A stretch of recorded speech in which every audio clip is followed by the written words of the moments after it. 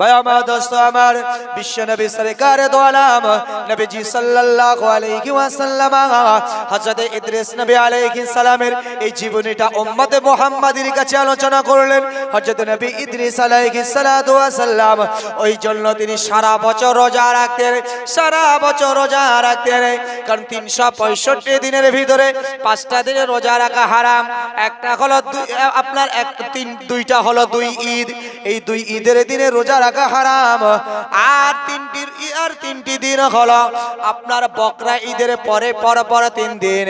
বিশ্বনবী আমার বললেন এই 5টি দিন রোজা রাখা হলো হারাম, মানে বকরা ঈদ থেকে নিয়ে টোটাল 4 দিন। আর রোজার ঈদ এই 5টা দিনে রোজা রাখা যায় না, আর বাকি দিনগুলিতে রোজা রাখা যায়, নফল রোজা রাখতে পারেন। বিশ্বনবী সরকার দো আলম নবীজি সাল্লাল্লাহু আলাইহি ওয়াসাল্লাম বললেন আল্লাহর পয়গম্বর হযরত নবী ইদ্রিস আলাইহিস সালাতু ওয়াসাল্লাম তিনি বছরে এই 5টা দিন বাদে 360 দিনে রোজা রাখতেন। এই জন্য মহান আল্লাহ পাক আল্লাহ তাআলা হযরত ইদ্রিস নবীকে নিয়ে আরশে আজিমে একদিন তিনি প্রশংসা করেছেন।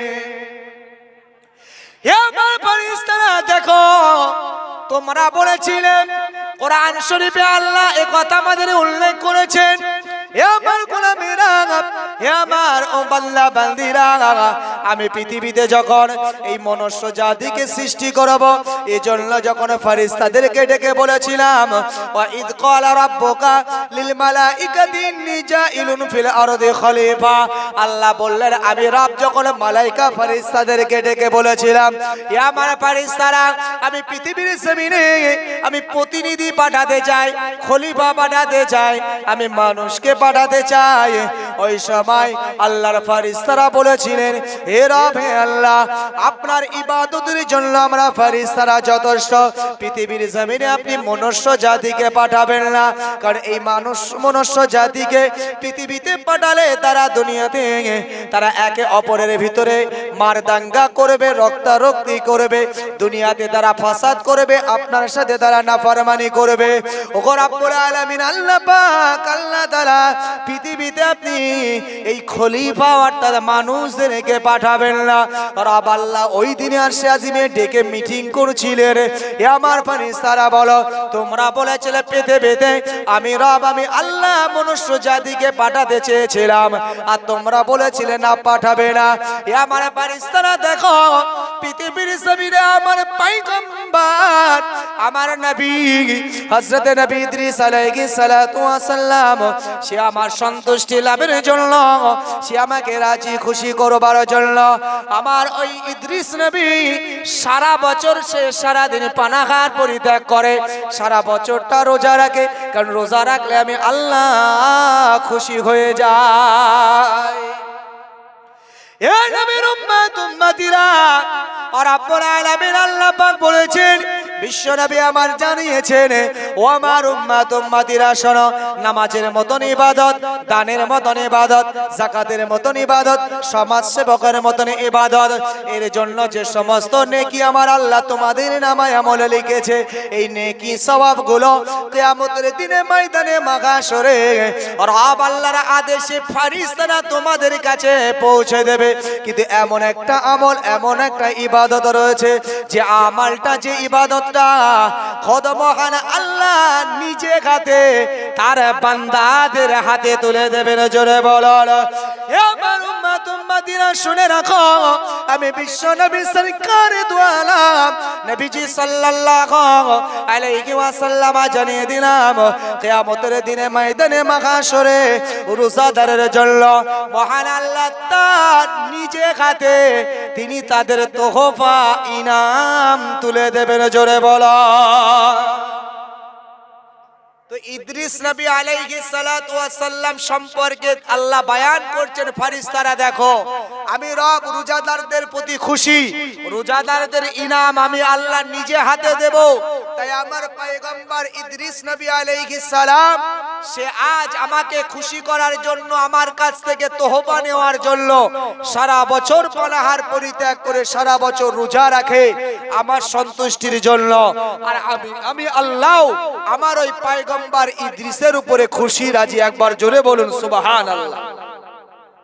তো ইদ্রিস নবীর প্রশংসা যখন আল্লাহ শাজিমে করছে, সেখানে মালাকুল মউত আজরাইল আলাইহিস সালাম, যিনি রূহ কবজ করে, জাহান কবজ করার দায়িত্বে যিনি আছেন, এই আজরাইল আলাইহিস সালাম তিনি আল্লাহর কাছে গিয়ে বলছেন, আল্লাহ ইদ্রিস নবী আপনার কাছে এত সম্মানিত, এত দামি, আল্লাহ তো আমার মন, আমার মানসিকতা চাই যে আমি আপনার পয়গম্বর ইদ্রিস নবীর সাথে একটু বন্ধুত্ব করি। আল্লাহ বলছে করবে, তোমার ইচ্ছা যখন জেগেছে যাও ইদ্রিসের কাছে, ইদ্রিস যদি তোমার বন্ধুত্ব অ্যাকসেপ্ট করে, গ্রহণ করে, তুমি তার সাথে বন্ধুত্ব করো, আমার অসুবিধা নাই। হযরত মালাকুল মউত আজরাইল আলাইহিস সালাতু ওয়াস সালাম দুনিয়ার জমিনে চলে এলেন আল্লাহর পয়গম্বর হযরত ইদ্রিস নবীর দরবারে। ও আল্লাহর পয়গম্বর ইদ্রিস নবী, আমি আপনার কাছে ছুটে এসেছি। কে আপনি? আমি মালাকুল মউত আজরাইল। ইদ্রিস নবী জিজ্ঞাসা করলেন, হে আল্লাহর ফেরেশতা, হে আল্লাহর মালায়েকা ফেরেশতা আজরাইল, তোমার তো দায়িত্ব হলো রূহ কবজ করা। তো আমি ইদ্রিস নবী, আমার কি সময়টা শেষ হয়ে গেছে? আমার কি রূহ কবজ করার সময় হয়ে গেছে? হে আল্লাহর ফেরেশতা একবার বলো, তাহলে আমি 2 রাকাত নামাজ আদায় করে নেই। এমন সময় আল্লাহ আর মালায়েকা ফেরেশতা ইদ্রিস নবীকে লক্ষ্য করে বলতে লাগলেন, হে আল্লাহর পয়গম্বর, ও আল্লাহর নবী ইদ্রিস, না না না, আপনার রূহ কবজ করার সময় হয় নাই। তবে আমি মালাকুল মউত আজরাইল আপনার কাছে একটা আশা, একটা আকাঙ্ক্ষা, তামান্না নিয়ে এসেছি। ইদ্রিস নবী জানতে চাইলেন, মালাকুল মউত আজরাইল বলতে লাগলেন, ও আল্লাহর পয়গম্বর ইদ্রিস নবী, আমি যে তোমার সাথে একটু বন্ধুত্ব করতে চাই, আমি তোমার সাথে একটু সম্পর্ক বানাতে চাই, আমি তোমার সাথে একটু রিলেশন করতে চাই। আল্লাহর পয়গম্বর ইদ্রিস নবী প্রশ্ন করলেন, এ আল্লাহর মালায়েকা ফেরেশতা, কেন তুমি আমার সাথে রিলেশন করতে চাও? আজরাইল আলাইহিস সালাম বললেন, হে আল্লাহর পয়গম্বর, আল্লাহ আপনার প্রতি এত রাজি, এত খুশি যে আপনি রোজা রাখেন সারা বছর, যে ইবাদতে রিয়া মুক্ত, যে ইবাদতের ভিতরে কোনো রিয়া নাই, লোক দেখানো নাই, সেই ইবাদতের জন্য আল্লাহ আপনার প্রতি এত সন্তুষ্টি যে আমি চাই আপনার সাথে একটু বন্ধুত্ব করতে। কারণ বন্ধুত্ব করার বিনিময়ে আমিও যদি আল্লাহর কাছে একটু সম্মানিত হই। এমএলএর যিনি বন্ধু, তার ডিমান্ড আছে না নাই? যে প্রধানের বন্ধু, যে গ্রাম মেম্বারের বন্ধু, তার তো একটা ডিমান্ড আছে। বলছে অমুকের কাছে ফোন করলে কাজ হবে, কারণ ও এমএলএর বন্ধু। দেখি একবার ওর নিয়ে ধরে, ওর কাছে একটা বার ফোন লাগায়। এমএলএর বন্ধুর কাছে ফোন করেছে, বলছে ভাই এইরকম ব্যাপার। বলছে চিন্তা করিস না, এমএলএ আমার খুব কাছের মানুষ, আমার বন্ধু, আমার দোস্ত লাগে গো। আমি বললে অসুবিধা নাই, সব কাজ হয়ে যাবে। আসলে বন্ধুত্বের খাতিরেও কিছুটা পারাপার হওয়া যায়। আল্লাহর মালায়েকা ফেরেশতা হযরত ইদ্রিস আলাইহিস সালাতু ওয়াস সালাম বললেন, হে আল্লাহর মালায়েকা ফেরেশতা, তুমি আমার সাথে বন্ধুত্ব করতে চাও, এটা হলো তোমার স্বার্থ, এটা হলো তোমার লাভের জন্য।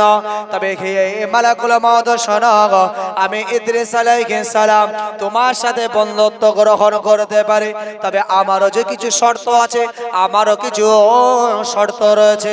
আল্লাহর মালায়েকা ফেরেশতা বললেন, ভাই ইদ্রিস বলুন। আল্লাহর নবী ইদ্রিস বলতে লাগেন, হে আল্লাহর ফেরেশতা শোনো, আমি ইদ্রিস নবী, আমার যে মনের কিছু আশা রয়েছে, সর্বপ্রথম আমার রূহটাকে কবজ করতে হবে। এই রূহটা কবজ করার পরে তারপরে তোমাকে আমার আবার রূহটা ফিরিয়ে দিতে হবে। হে মালাকুল মউত শোনো, এই রূহটা ফিরিয়ে দেবার পরে আমাকে একবার জান্নাতের ভিতরে আমাকে ভ্রমণ করাতে হবে। যদি তুমি এই শর্তগুলো মেনে নাও, তবে আমি ইদ্রিস আলাইহিস সালাতু ওয়াস সালাম তোমার বন্ধুত্ব গ্রহণ করব। হযরত মালাকুল মউত আজরাইল আলাইহিস সালাতু ওয়াস সালাম বললেন, ও আল্লাহর পয়গম্বর, হে আল্লাহর নবী ইদ্রিস শুনে রাখুন, না না না, রব আল্লাহর হুকুম ছাড়া পৃথিবী জমিনে কারোর রূহ কবজ করার আমার হুকুম নাই। কারণ আমি আল্লাহর মালাইকা ফেরেশতা আজরাইল আলাইহিস সালাতু ওয়াস সালাম, আমার আল্লাহ পাক এমনি করে আসমানের উপরে এমন একটা বৃক্ষ লাগিয়ে রেখেছেন যে বৃক্ষতে কোটি কোটি পাতা রয়েছে। সারা পৃথিবীতে যত প্রাণী জগৎ রয়েছে তাদের আতা পাতা, তাদের ঠিকানা, তাদের নাম সব কিছু ওই পাতার ভিতরে লিপিবদ্ধ করা। যারা যখন মৃত্যুর সময় হবে ওই গাছের পাতাটা আস্তে আস্তে পেকে জমিনে পড়ে যাবে। যখনই আল্লাহ জমিনে পড়ে যাবে ওই সময় আমি মালাকুল মউত আজরাইল বুঝে নেব যে আল্লাহর আদেশ হয়ে গেছে, এবার ওই মানুষটার রূহটা আমার কবজ করতে হবে। হে আল্লাহর নবী ইদ্রিস আলাইহিস সালাম, এমনটি আপনার জীবনে ঘটে নাই। ওই গাছের আপনার যে ঠিকানা, আপনার যে পাতা, না না, এখনো আপনার মৃত্যুর সময় হয় নাই। অর্থাৎ আমি আজরাইল আলাইহিস সালাম মহান আল্লাহ পাক আল্লাহ তাআলার আদেশ ছাড়া আমি রূহ কবজ করতে পারি না। তো আমি আপনার রূহটা কবজ করতে পারবো না। তো আল্লাহ নবী ইদ্রিস বললেন, তো আমিও তোমার সাথে বন্ধুত্ব করতে পারবো না, যাও রব আল্লাহর কাছে বলো। আল্লাহর ফেরেশতা জিবরিল আজরাইল আলাইহিস সালাম রবের দরবারে এলেন, মনটা খুব খারাপ, আল্লাহর দরবারে আরজু করলেন, আল্লাহ আপনার পয়গম্বর ইদ্রিস নবী বড় শক্ত নবী, আমি তার কাছে আমার বন্ধুত্বের কথা বললাম, তিনি যে শর্ত আমার রেখেছেন ও শর্ত তো আমার মানা আমার দ্বারা সম্ভব নয়। কারণ আমি আপনার হুকুম ছাড়া তো কারোর রূহ কবজ করতে পারি না। আপনি তো বলেছেন লিকুল্লি উম্মাতিন আজাল, আমি রব, আমি আল্লাহ, আমার নির্ধারিত নির্বাচিত সময় লেখা। ফাইদা জা আজালুহুম লা ইস্তাখিরুনা সাআতা ওয়া লা ইস্তাকদিমুন, যে সময়টার একটা সেকেন্ড আগে বা পরে তার মৃত্যু হবে না, যেটা আমার পক্ষ থেকে নির্ধারিত করা। ভাই আমার দোস্ত আমার, আল্লাহর ফেরেশতা আল্লাহর দরবারে আরজু করলেন, আমার রব ও আমার আল্লাহ, এখন আপনার পয়গম্বর ইদ্রিস নবী তিনি বলতে চান, যদি তুমি আমার সাথে বন্ধুত্ব করতে চাও তবে তোমাকে আমার রূহটা কবজ করতে হবে।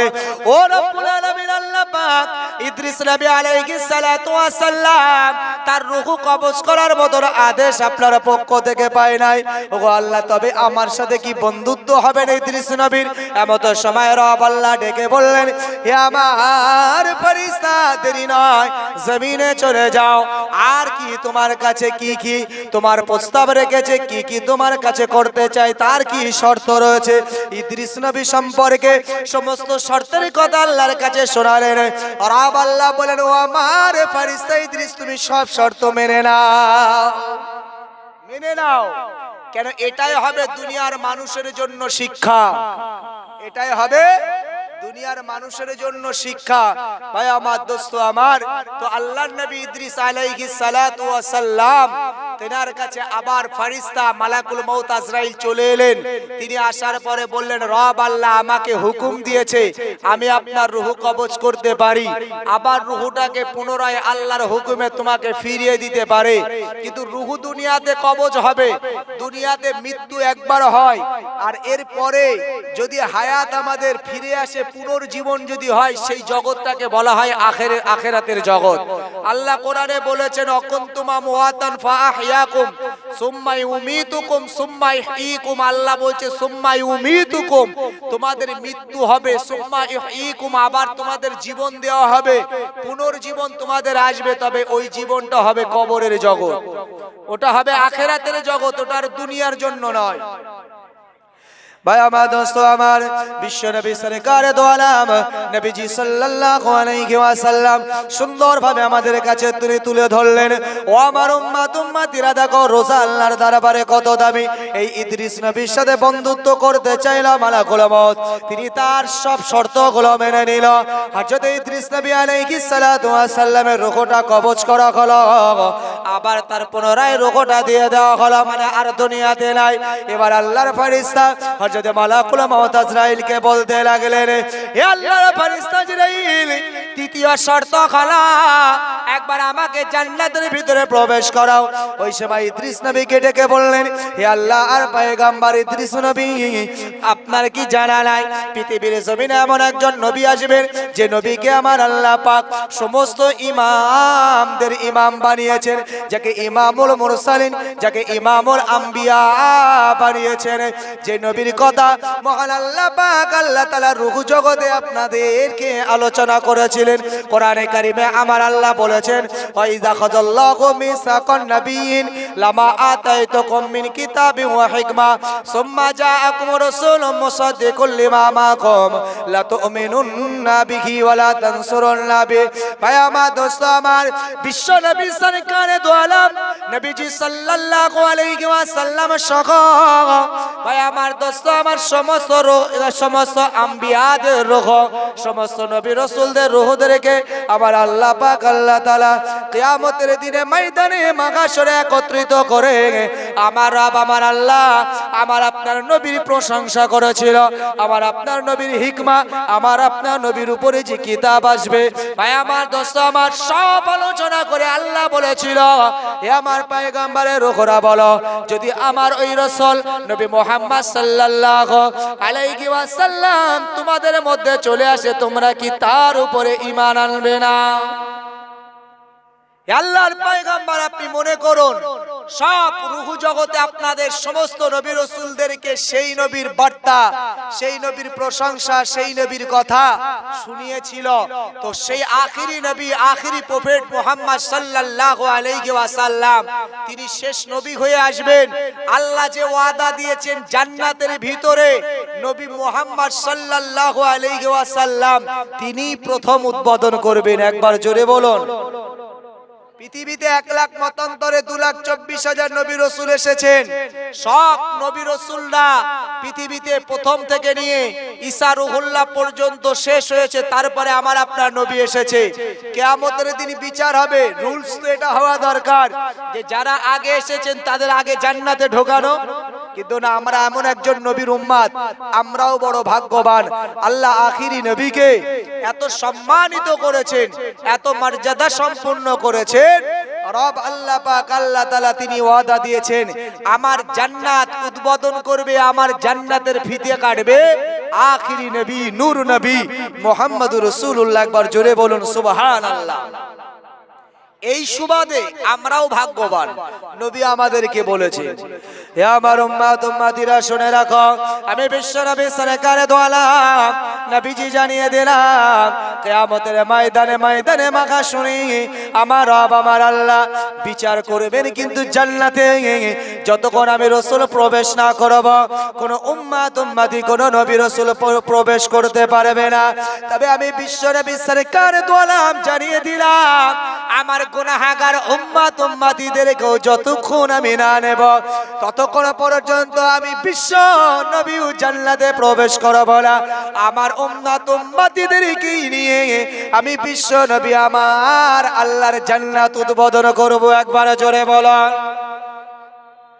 তো রাসূল যতক্ষণ পর্যন্ত জান্নাত উদ্বোধন না করবে ততক্ষণ তো জান্নাত কারোর জন্য নয়।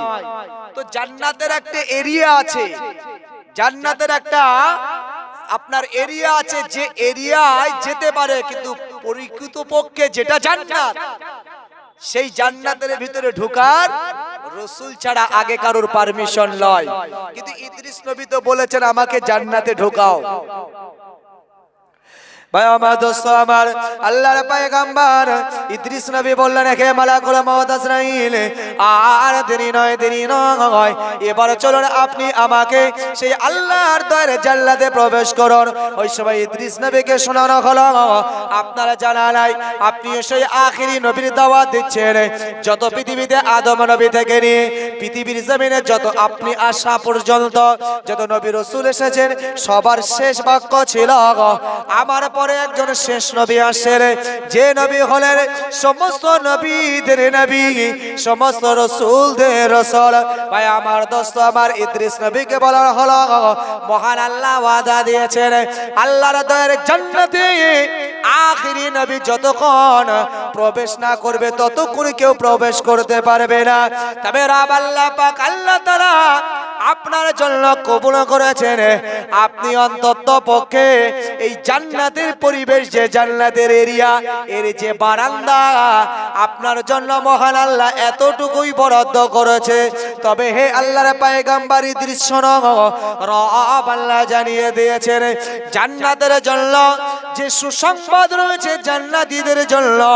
এই বারান্দায় আপনি থাকলেও আপনাকেও আপনার জন্য রব আল্লাহ সেই সুসংবাদ আল্লাহ দান করেছে।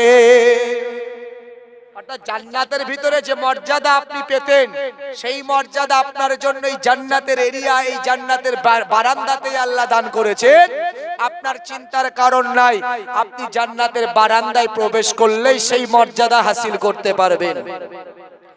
হে নবীর উম্মত উম্মতিরা, হে নবীর গোলামেরা, মহান আল্লাহ পাক আল্লাহ তাআলার আদেশে হযরতে মালাকুল মউত আজরাইল আলাইহিস সালাম আল্লাহর পয়গম্বর ইদ্রিস নবীকে নিয়ে যাচ্ছেন।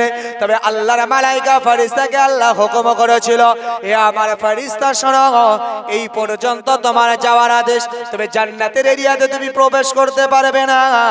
আমার পয়গম্বর ইদ্রিস নবীকে তুমি ঢোকাবে। আল্লাহর পয়গম্বর ইদ্রিস নবীকে দেখানো হলো জান্নাতের বাগানের ভিতরে। ভাই আমার দোস্ত আমার, তার যে এরিয়া, তার যে বাউন্ডারি, সেই এরিয়ার ভিতরে যখন প্রবেশ করলো, এমন সময় হযরত ইদ্রিস নবী খুশিতে আত্মহারা হয়ে গেল। বেশ ঘন্টার পর ঘন্টা পার হয়ে যায়। মালাকুল মউত আজরাইল আলাইহিস সালাম তিনি একটা বার শুনতে চান, আল্লাহর পয়গম্বর ইদ্রিস নবী তিনি যে আমার সাথে আমার বন্ধুত্ব গ্রহণ করেছে। এমন সময় মালাকুল মউত আজরাইল আলাইহিস সালাম আল্লাহর পয়গম্বর ইদ্রিস নবীকে ডেকে বললেন, ও আল্লাহর পয়গম্বর ইদ্রিস নবী, আর দেরি নয়, এবার আপনি চলে আসুন, আমার বন্ধুত্ব আপনি গ্রহণ করুন। এমন সময় আল্লাহর নবী হযরত ইদ্রিস আলাইহিস সালাম বলতে লাগেন, হে আল্লাহর ফেরেশতা মালায়েকা আজরাইল শোনো, আমি আপনার নবী ইদ্রিস আলাইহিস সালাম আমি আপনাকে শর্ত দিয়েছিলাম, আপনি শর্ত পূরণ করেছেন, আমি আপনার বন্ধুত্ব গ্রহণ করেছি। তবে তোমার কি জানা নাই, হে মালাকুল মউত আজরাইল, রব আল্লাহ জানিয়েছেন দুনিয়ার জমিন থেকে বিদায় নেবার পরে রব আল্লাহ যাদেরকে একবার জান্নাতের ভিতরে প্রবেশ করান, আল্লাহ তাদেরকে কোশ্চিন কালো আর জান্নাত থেকে বিতাড়িত করায় না। জাহান্নামে গেলে জাহান্নাম থেকে আবার বার হওয়ার সুযোগ, তার কারণ যদি আপনার সাজা শেষ করে আপনার আল্লাহ গুনাহ মাফ করে দেয়, জাহান্নাম থেকে বেরিয়ে জান্নাতে আল্লাহ পাঠাতে পারেন। কিন্তু যারা জান্নাতি একবার হয়, রব আল্লাহ ওয়াদা দিয়েছেন আমি জান্নাতীদেরকে কখনো জান্নাত থেকে বার করি না। তো হযরতে বিশ্বনবী সরকারে দো আলম আমার আপনার নবী আমাদের কাছে এই एग्जांपल এটা তুলে ধরেছেন যে দুনিয়ার উম্মত শোনো, শুধুমাত্র রোজার কারণে, রোজার বাবার কাছে ইদ্রিস নবী আলাইহিস সালাম তিনি তার নিজ যোগ্যতায় নিজে সে জান্নাত কিভাবে রব আল্লাহর কাছ থেকে হাসিল করেছে তার একটা প্রমাণ যে ইদ্রিস নবী কত সম্মানিত খালি রোজা রাখার জন্য। তাই বিশ্বনবী আমার বলেছেন, তোমরা যদি রমজানুল মুবারক মাসে যদি রোজা রাখতে পারো, তাহলে আমি রাসূল পাক সাল্লাল্লাহু আলাইহি ওয়াসাল্লাম জানিয়ে দিই, তোমরা ইদ্রিস নবীর মতন সম্মানিত হতে পারবে। কেন ভাই আমার দোস্ত আমার, আল্লাহর নবী সাল্লাল্লাহু আলাইহি ওয়াসাল্লাম বললেন, হে আমার উম্মত উম্মতিরা শুনে রাখো, যদি রমজানুল মুবারক মাসে তোমরা একটা রোজা রাখতে পারো, রব আল্লাহ পাক আল্লাহ তাআলা এই একটা রোজার এত বারাকা দিয়েছেন, একটা রোজার বিনিময় তোমাদের নামায় আমলে 10টা করে রোজা রাখার নেকি দান করে থাকেন। একটা রোজার বিনিময় 10 গুণ আল্লাহ বাড়িয়ে দেয়। তাহলে 30টা রোজা যদি আমরা রমজানুল মুবারক মাসে রাখি, তাহলে আমাদের নামায় আমলে এই 30 গুণ মানে 300টা রোজা রাখার সওয়াব নাকি আমার আল্লাহ দান করেন। একবার জোরে বলুন। 10 গুণ যদি হয় 30টা রোজার বিনিময় 300 দিনের রোজা রাখা। ইদ্রিস নবী আলাইহিস সালাম 360টি রোজা রাখতেন সারা বছরে। আল্লাহর নবী বললেন, উম্মত দেখো আল্লাহ আমার উম্মতের উপরে কত দয়া করেছে, সারা বছর রোজা নয়, বরং যদি তোমরা একটা মাস 30 দিনে 30টা রোজা রাখো, এই 30টা রোজা রাখার বিনিময়ে আল্লাহ তোমাদের 300 রোজার সওয়াব আল্লাহ তোমাদের নামায় আমলে দেবে। হে নওজোয়ান তরুণেরা, বিশ্বনবী আমার বললেন, ও আমার গোলামেরা, হে আমার উম্মত উম্মতিরা শুনে রাখো, আমি বিশ্বনবী জানিয়ে দিলাম, খালি তাই নয়, তোমরা এই 300 রোজা আর এই রমজানুল মোবারক মাসের পরে আর একটা মাস আছে, যে মাসটাকে বলা হয় রমজান। রমজানের পরে হলো শাওয়াল। এই শাওয়াল মাসে যদি নফল রোজা আছে, যদি কেউ নফল রোজা রাখে, শাওয়াল মাসে 6টি গুরুত্বপূর্ণ নফল রোজা রয়েছে। বিশ্বনবী আমার বললেন, যদি শাবান মাসে এই 6টি নফল রোজা যদি আমার কোন উম্মত উম্মতি তারা আমল করে থাকে, মহান আল্লাহ পাক আল্লাহ তাআলা ওই 6টি রোজার বিনিময় 10 গুণ করে বাড়িয়ে 60টি রোজা রাখার নেকি তাদের নামায় আমলে দিয়ে থাকে রে। হে আমার উম্মত উম্মতিরা শুনে রাখো, এই রমজান মাস আর শাওয়াল মাস, এই দুটি মাসে যদি এই 36টা রোজা কেউ আদায় করতে পারো, হযরত নবী ইদ্রিস আলাইহিস সালাতু ওয়াস সালামের মতো সম্মানিত তোমরা আমার উম্মত বেনে যেতে পারো। একবার জোরে বলো। 360 দিন রোজা রাখলে যে সম্মানিত আল্লাহর কাছে হওয়া যায়, যে নিজের জান্নাত নিজে হাসিল করে নিতে পারোয়া, নিজে হাসিল করে নেওয়া যায়, যেমনটি ইদ্রিস নবী করেছেন। আল্লাহর নবী বলেন, হে আমার উম্মত শোনো, যদি তোমরা 36টা রোজা রাখতে পারো সারা বছরে, রমজানুল মোবারক মাসের 30টা আর পরবর্তী মাসের 6টি রোজা, এই 36টি রোজা যদি তোমরা রাখতে পারো, তোমাদের জীবনে 365 দিনে 5টা হারাম আর 360 দিনে রোজা রাখার নেকি, অর্থাৎ পুরা সাল পুরা বছর সারা জীবনের নেকি আল্লাহ তোমাদের নামায় আমলে দেবে। যেমন ইদ্রিস নবী তার জান্নাত নিজে অর্জন করার যে সম্মান সে পেয়েছে আল্লাহর কাছ থেকে, আমার উম্মত তোমরা যদি দুনিয়াতে 36টা রোজা রাখতে পারো, তোমরাও ওই সম্মানিত হতে পারবে। একবার জোরে বলুন সুবহানাল্লাহ। কিন্তু এই রমজানুল মোবারক মাস যখন আমাদের সম্মুখে চলে আসে, দেখা যায় আমাদের ভিতরে রমজানুল মোবারক মাসে অনেক মানুষ আমরা রোজা রাখি না। কিন্তু রোজা আসলে কার জন্য রাখা ঠিক আর কার জন্য ঠিক না, সেটা বুঝতে গেলে প্রথম বুঝতে হবে এটাই, যে যিনি একেবারে মজবুরান অসুস্থ, যার দ্বারা রোজা রাখা সম্ভব নয়। কিন্তু একটা জিনিস দেখবেন, অন্যান্য মাসে সারা বছর ভালো, সারা মাসটা ভালো থাকে, কোনো খাবার জিনিস তার সামনে দেবেন, খাওয়ার লোভে কোনো সময় বলবে না তার শরীর অসুস্থ, মানে সে খেয়েই যাবে।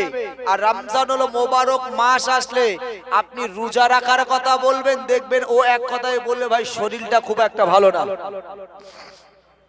শরীরটা খুব একটা ভালো না। রমজানুল মোবারক মাস আসলে বিভিন্ন রোগের কথা বলে। কিন্তু আপনি দেখুন, ইসলাম এমন একটা ধর্ম, ইসলামের সমস্ত ইবাদত বান্দিগিগুলি এগুলো হলো বিজ্ঞান সম্মত। রোজা যে আপনি রাখবেন, কেন রোজা আপনাদের জন্য 1 মাস ফরজ করা হলো, যদি আপনি বিজ্ঞানকে একটু নেন, আপনি যদি একটু সায়েন্সের মতে যান, আপনি দেখতে পাবেন আপনার আমেরিকার একজন বিশেষজ্ঞ, যিনি এই রমজানুল মোবারক মাসে মুসলিমরা 1 মাস যে রোজা রাখে, কেন রাখে, এর লাভ কি, এর লোকসান কি, তিনি এটাকে নিয়ে একটা রিসার্চ করলেন। রিসার্চ করে পরিশেষে তিনি জবাব দিলেন, আসলে মুহাম্মদ সাল্লাল্লাহু আলাইহি ওয়াসাল্লাম তিনি খালি একজন ধর্মগুরু নন, তিনি একজন বড় ডক্টর, বড় গবেষকও বটে। বলুন সুবহানাল্লাহ। কারণ যদি পৃথিবীতে কোনো মানুষ যদি 1টা মাস রোজা রাখতে পারে কন্টিনিউ, তাহলে এই রোজা রাখার কারণে বিজ্ঞানীরা বলছে প্রতিটা মানুষের জীবনে 11 মাস খেতে খেতে খেতে খেতে তাদের শরীরের ভিতরে ছোট ছোট রোগের আপনার ছোট ছোট জীবাণু তৈরি হয়, ছোট ছোট রোগ তৈরি হয়। এই যে আমরা 11 মাস খাচ্ছি, আমাদের শরীরের ভিতরে ছোট ছোট রোগ তৈরি হয়।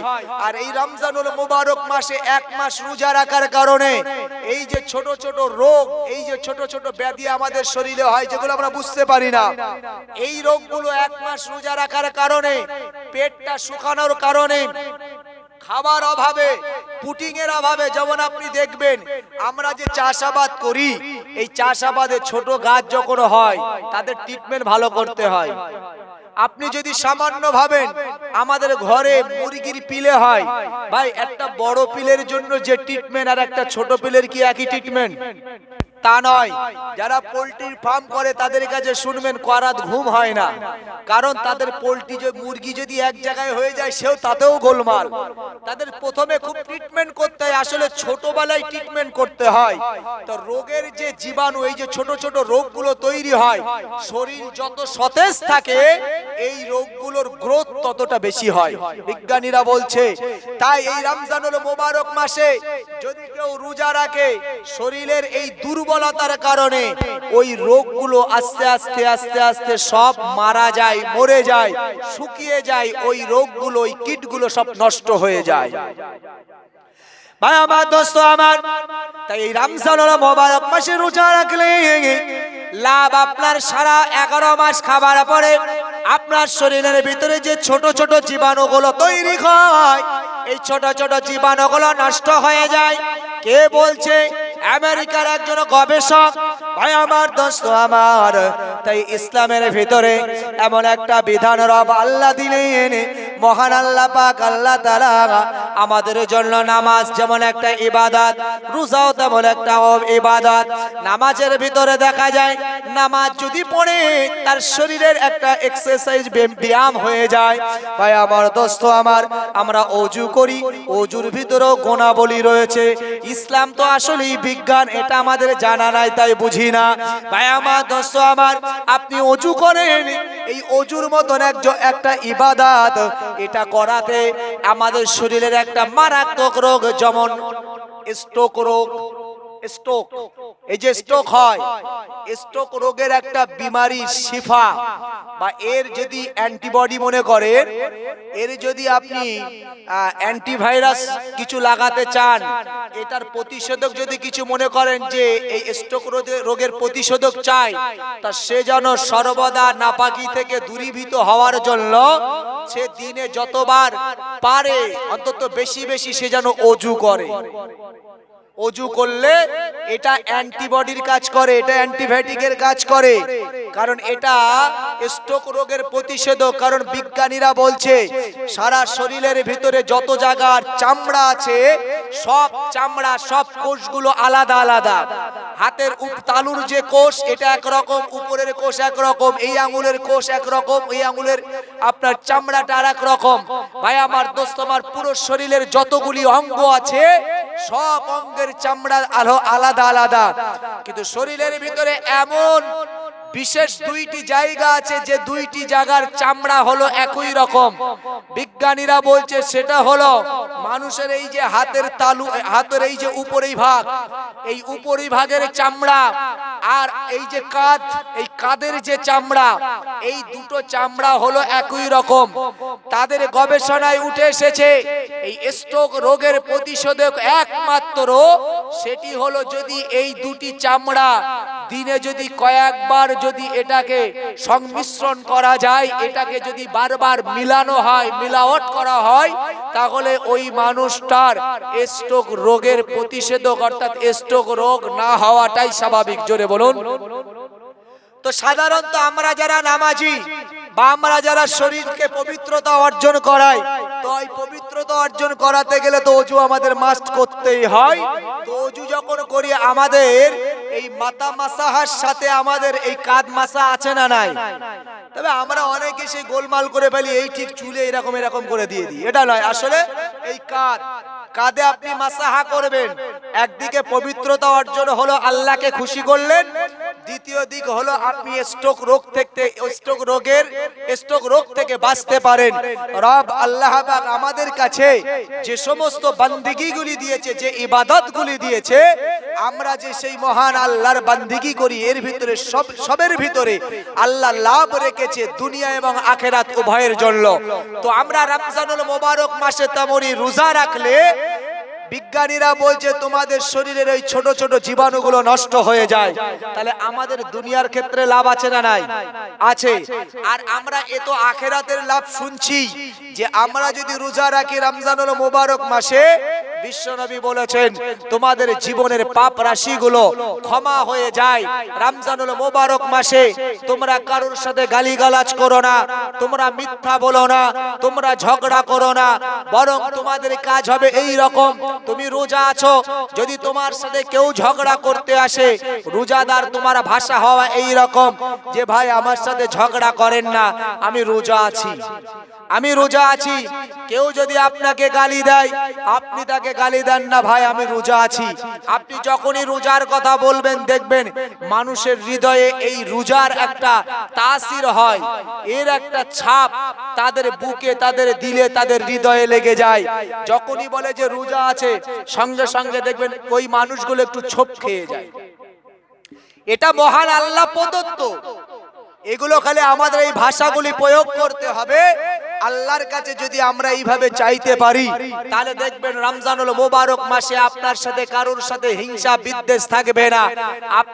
আপনাকে একবার গালি করবে, পুনরায় আপনাকে গালি দেবে না, কারণ আপনি যদি তার সাথে উত্তেজিত না হন তো সে আপনাকে কতক্ষণ ঝগড়া করবে।